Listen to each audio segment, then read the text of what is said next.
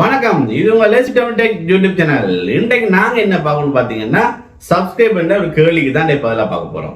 So நான் இதுக்கு முதலே பார்த்தீங்கன்னா ஏஎல் ரிசல்ட் சீட் எப்படி பார்க்கறது, ஓஎல் ரிசல்ட் சீட் எப்படி பார்க்கறது, அதில் சீட் எப்படி டவுன்லோட் பண்ணி எடுத்துக்கொள்ற அப்படின்னு வீடியோ போட்டிருக்கேன். அது மாதிரி பே பண்ணி கூட எப்படி நாங்கள் வந்து எடுக்கிற அப்படின்னு வீடியோ போட்டிருக்கேன். ஸோ பார்க்காதாக்கள் மேல் 2 பக்கம் ஹை பட்டன் கொடுங்க, கிளிக் பண்ணி பார்த்துக்கொள்ளுங்க.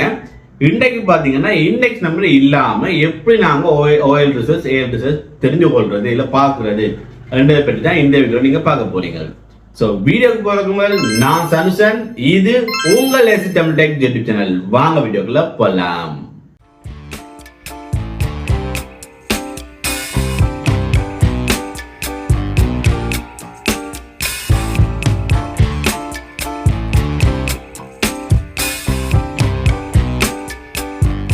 நான் போட்ட வீடியோஸ் எல்லாம் பார்த்தீங்கன்னா இண்டெக்ஸ் நம்பரை கொடுத்து தான் நான் வந்து ஓஎல் ஏஎல்எஸ் பார்க்குறேன் அப்படின்னு சொல்லியிருக்கிறேன். அதே சேம் டைம் பார்த்தீங்கன்னா எப்படி டவுன்லோட் பண்ணணும்னு சொல்லியிருக்கிறேன். இதுக்கு பார்த்தீங்கன்னா நீங்கள் லாஸ்ட் இயர் வந்து இப்போ நீங்கள் இந்த வீடியோ பார்க்குறீங்கன்னா கடைசியாக இப்போ ஏஎல் நடந்துச்சு இல்லை ஓஎல் நடந்துச்சு, அந்த டைமில் நீங்கள் எழுதி இருப்பீங்களா இருந்தால் உங்களோட ரிசல்ட்ஸ் வந்து பார்க்கலாம். அது இண்டெக்ஸ் நம்பர் இல்லாமலே பார்க்கலாம். அது எப்படி பார்க்குறேன்னா, நான் வளமையாக போகிற இந்த வெப்சைட் தான், கீழே லிங்க் போடுறேன்னு பாருங்க. இதை கிளிக் பண்ணி உள்ளே போங்க. உள்ள போனீங்க அப்படின்னா உங்களுக்கு அதுல பாத்தீங்கன்னா மேலேயே பாருங்க எக்ஸாம் ரிசல்ட்ஸ் இருக்கும், அதை கிளிக் பண்ணுங்க. அதை கிளிக் பண்ணி உள்ள போனீங்க அப்படின்னா உங்களுக்கு அதுக்குள்ள பாத்தீங்கன்னா உங்களுக்கு வந்து 3 பாக்ஸ் மாதிரி இருக்கும். ஓகே, அதுல முதல் பாக்ஸ்ல பாத்தீங்கன்னா செலக்ட் யுவர் எக்ஸாம். நீங்க உங்களோட எக்ஸாம் செலக்ட் பண்ணணும், மேலா ஓஎலா ஸ்காலர்ஷிப்பா அது நீங்க செலக்ட் பண்ண முடியாது. இப்போ நான் ஓஎல் தான் பார்க்க போனா ஓஎல் தான் செலக்ட் பண்ணி கொள்றேன்.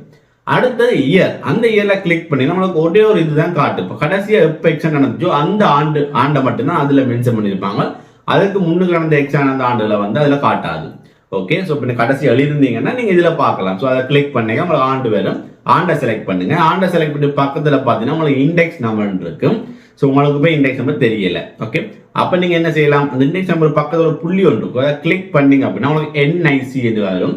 ஸோ உங்களோட நேஷனல் ஐடென்டி கார்டு நம்பரை கொடுக்குற மூலம் உங்களோட ரிசல்ட்ஸ் இதை பார்த்துக்கொள்ளுமே இருக்கும். ஸோ நேஷனல் ஐடென்டி கார்டை கொடுத்து போட்டு அதுக்கு பிறகு வந்து உங்களோட என்ஐசி நம்பரை டைப் பண்ணி போட்டு கீழே வர கேப்சர் அண்ட் டிக் பண்ணி போட்டு சப்மிட் பண்ணீங்கன்னா உங்களோட ரிசல்ட்ஸ் வந்துடும். ஏஎல் ஓஎல் வழியாக பார்த்துக்கலாம் இதன் மூலம்.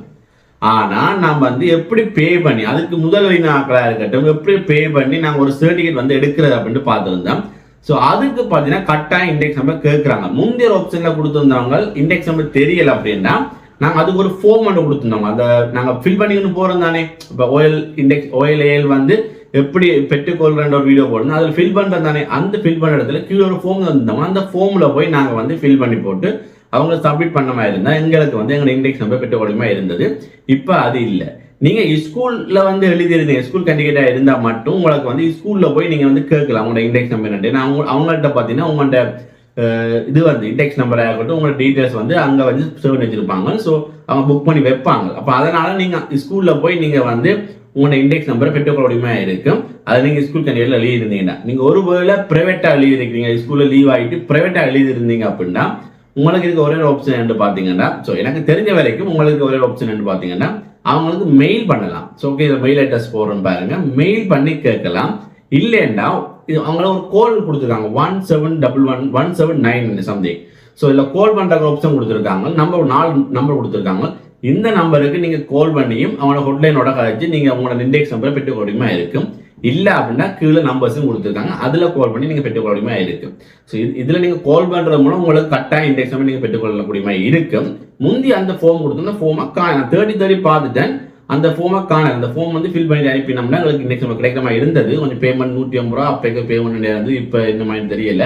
ஸோ அந்த ஃபார்மை வந்து காணலை. ஸோ இங்கே இருக்குன்னு நினைக்கிறேன். ஒரு வேளை என்ன கண்ணில் பட்டுட்டு அப்படின்னா நான் டக்குண்டு அதை நான் வீடியோ எடுத்து போடுறேன் உங்களுக்கு தெரியறக்காண்டி. இப்போ ஏன் தெரியலை. ஓகே, ஸோ நீங்கள் கால் பண்ணி நீங்கள் உங்களோட இண்டெக்ஸ் நம்பரை கேட்டுக்கொள்ளலாம். ஒரு வேளை ஸ்கூலில் எழுதிருந்தீங்கன்னா நீங்கள் ஸ்கூலில் போய் நேரடியாக ஸ்கூலில் போய் நீங்கள் வந்து உங்களோட இண்டெக்ஸ் நம்பரை பெற்றுக்கொள்ளுமா இருக்கும். ஸோ இதன் மூலம் நீங்கள் வந்து இண்டெக்ஸ் நம்பர் பெற்றுக்கொள்ளுமா இருக்கும். இப்போ உங்களுக்கு விளங்கிருக்குன்னு நினைக்கிறேன். வீடியோ பார்க்குறது கடைசி எப்போ எக்ஸாம் எழுதினீங்களோ அப்படியே எழுதிருந்தீங்கன்னா நீங்கள் நான் முதல் சொன்ன மாதிரி எக்ஸாம் ரிசல்ட்டில் போய் நீங்கள் வந்து உங்களோட இண்டெக்ஸ் நம்பரை கொடுத்து லாக்இன் பண்ணி போட்டு பார்த்துட்டு அதில் உங்கள் இண்டெக்ஸ் நம்பர் பெற்றுக்கொள்ளுமா இருக்கும். ஒருவேளை அதுக்கு முதல் எழுதிருக்கீங்க சர்டிஃபிகேட்டாக தேவை அப்படின்னா நீங்கள் அதுக்கு ப்ராசஸ் இந்த ப்ராசஸ் தான் செய்ய வேண்டியதாக இருக்கும். ஸோ உங்களுக்கு விளங்கிருக்குன்னு நினைக்கிறேன். இதன் மூலம் ஒரு ஐடியா உங்களுக்கு கிடைச்சிருந்தா மறக்காம இந்த வீடியோக்கு தம்ஸ் அப் பண்ணிக்கொள்ளுங்க. அதோட உங்கள் சேனலை சப்ஸ்கிரைப் பண்ணிக்கொள்ளுங்க. அப்போ தான் நிறைய வீடியோஸை பார்த்து இருக்கும். இதுல பூரணமா விளக்கம் இருக்கா ஏற்பட்டுச்சா இல்லையான்றதை கீழே கமெண்ட்ஸ்ல தெரிவிங்க. நான் வந்து அந்த ஃபோம் நீங்கள் தேடி பார்க்குறேன்னு கிடைச்சிச்சு அப்படின்னா நான் அதை வந்து எப்படியாவது குயிக்காக வந்து உங்களுக்கு ஒரு வீடியோலையோ இல்லை கம்யூனிட்டி ஆப்லையோ நான் வந்து கட்டாயம் போட்டுக்கொள்வேன். உங்களை பார்த்துக்கொள்ளுமே இருக்கும். ஓகே, வீடியோ முடிஞ்சது. நாளைக்கு ஒரு புது விஷயத்தோட சந்திப்போம்.